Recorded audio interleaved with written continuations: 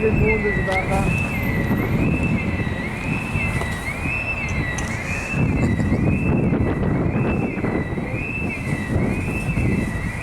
As you can see, we're up in Leicester and we're at Democracy A&E.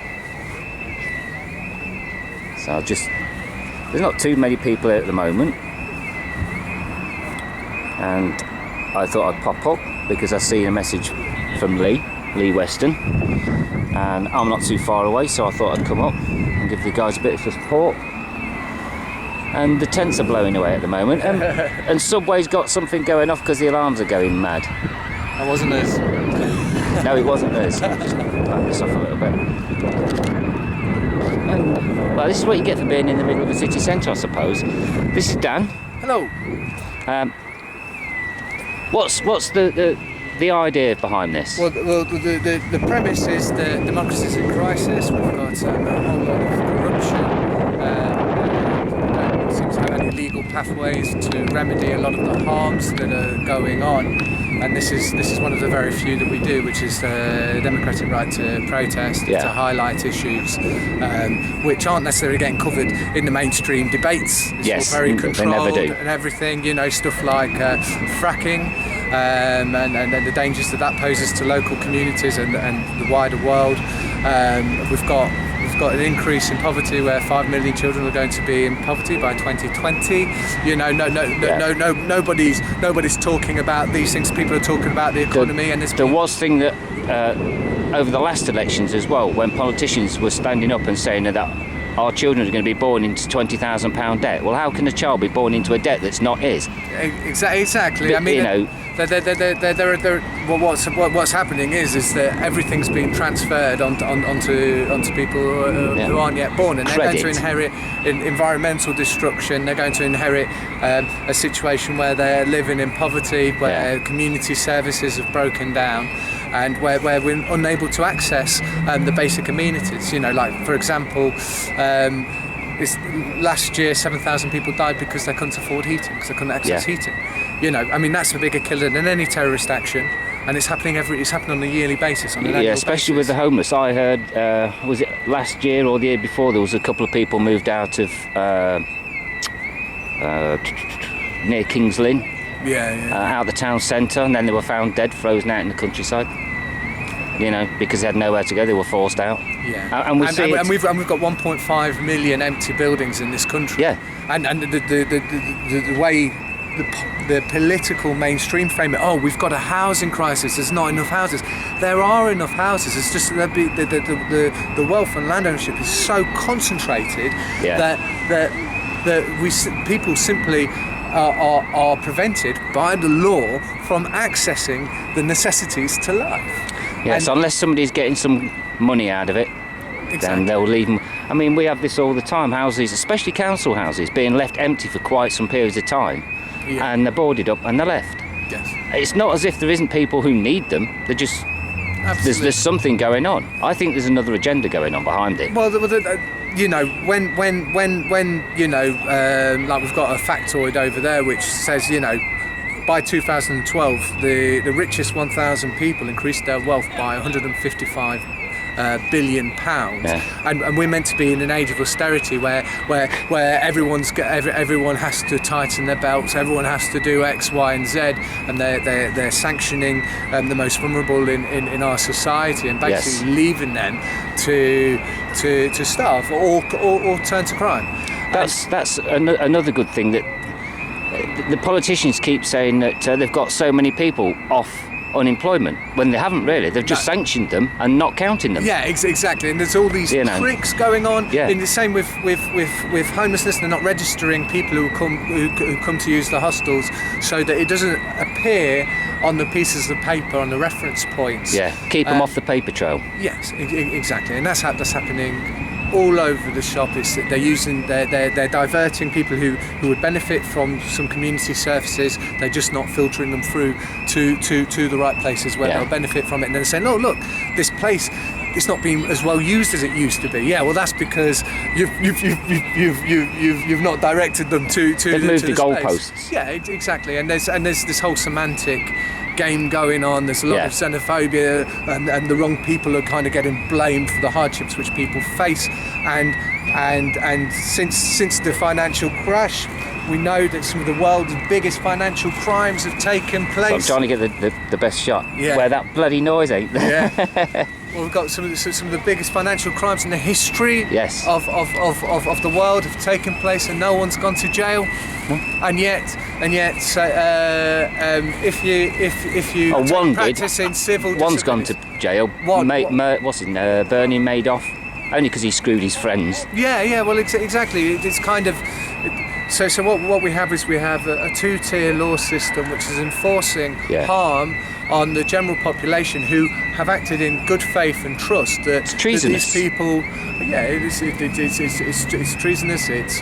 It's willful, accepted, unacceptable murder. It's unacceptable, accepted murder, and that's on the kind of extreme end on the kind of life experience, and loads of people are living in unnecessary stress.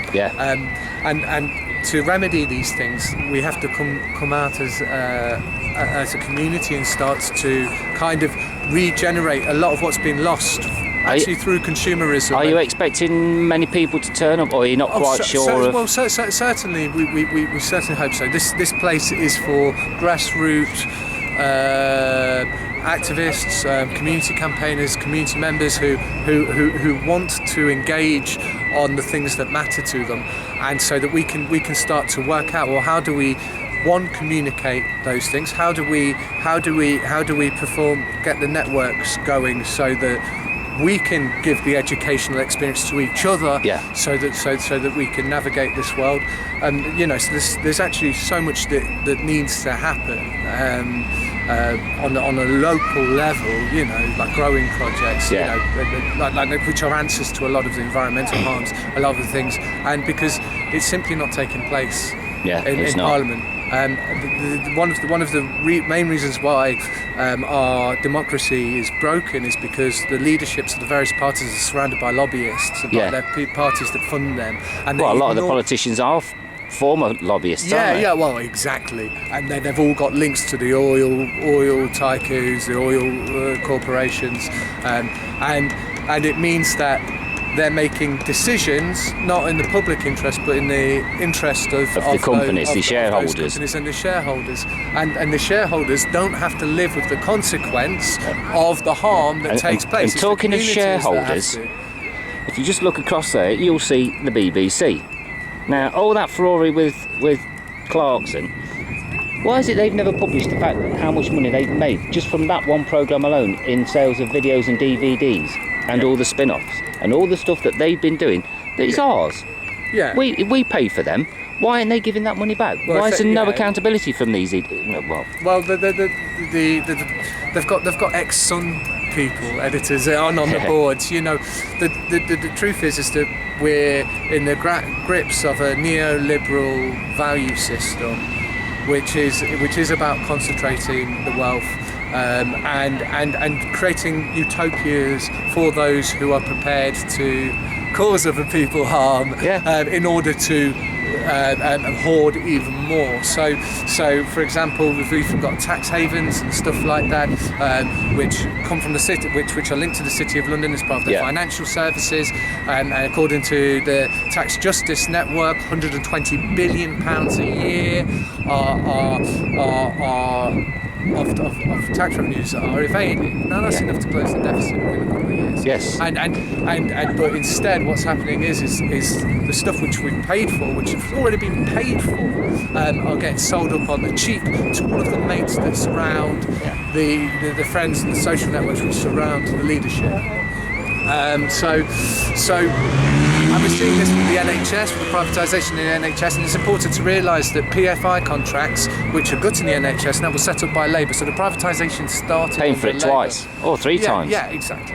Exactly, and they use that to then start gambling on the financial markets and stuff like that, and really it's.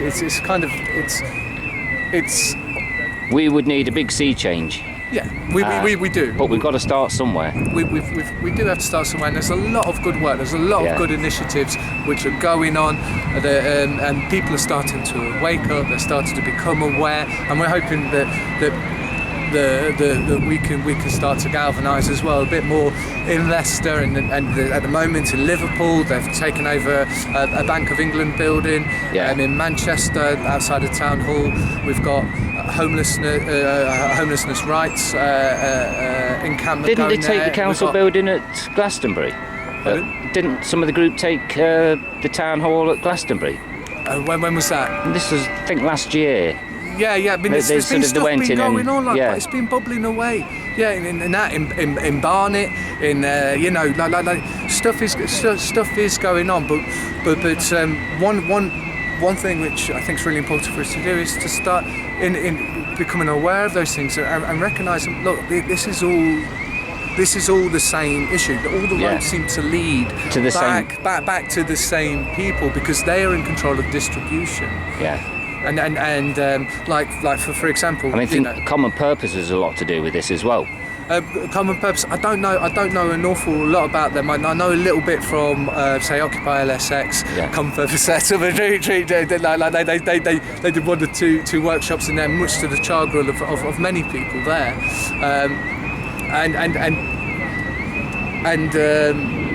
But in terms of what we need to do. Because we need to come out. We need to start forming as communities again. We need to start consolidating what are the values that we want to live, and how we're going to create the environments that we want to live in. And it goes from community centres to the environment. I'm going to stop this off. I was just going to say, I'm about to stop this because that's driving me crazy, and then it just suddenly stops. So these are some of the people that are here, and there are people who are just having a look and just having a wander and seeing what's happening. Nice conversations with people coming by. We're hopefully going to have poets, artists. They can set up, they can put their artwork up there, and we're going to have workshops. And generally just kind of try and get people networking, and then see what we can build from that. This isn't just about the election. I couldn't give I don't. For me personally, the election is you two. I think George Galloway say you're choosing two asses of the although two cheeks of the same arse. And really something much more fundamental has to change. What we really need is a none of the above box. That's what we really need. And that way, I mean, it makes me mad. How can Cameron and Clegg, when none of them were actually voted into office, not power, office, then form a group and say, well, we'll take power? I'm sorry, you just stole Parliament. Well, they didn't have a mandate. The people didn't put you there. I mean, even if you look at say there was something like a 40% turnout last year. The truth is that they didn't have even a democratic majority in the turnout to mandate the government, because only 40% turned out, and there's something actually a lot more insidious and deeper to go into in terms of the Crown and the mythology that surrounds them, the right to rule, all of this stuff. The Crown should have no right to rule anything. The Crown should be got rid of. They're leading us into environmental catastrophe. They're sacrificing the most vulnerable in our society. This is the Crown. This is the Crown government cartel. Regardless, you've got the all East India companies. It's it's originally called. So you've kind of got all of this that happening, and to be honest, ever has it been thus? But just because it's been that way for a long time doesn't mean that it doesn't need to change now. It does need to change. So we've and while we're at it, look, they've even out been bloody spraying us again. Chemtrails. I mean, there's a lot. Like, there's been revelations which have come home. We've got the expensive scandals. They destroyed evidence, and the politicians destroyed the evidence with the child torture that's been going on within the ranks. They've withheld information. Information's been destroyed. They've obstructed the course of justice, and it's taken all players on all the very subsidiary government law enforcement cartels. We've got fracking which is being pushed, which is going to harm our water supply. Well, we've seen that in the States and in other places as well. Exactly. We've got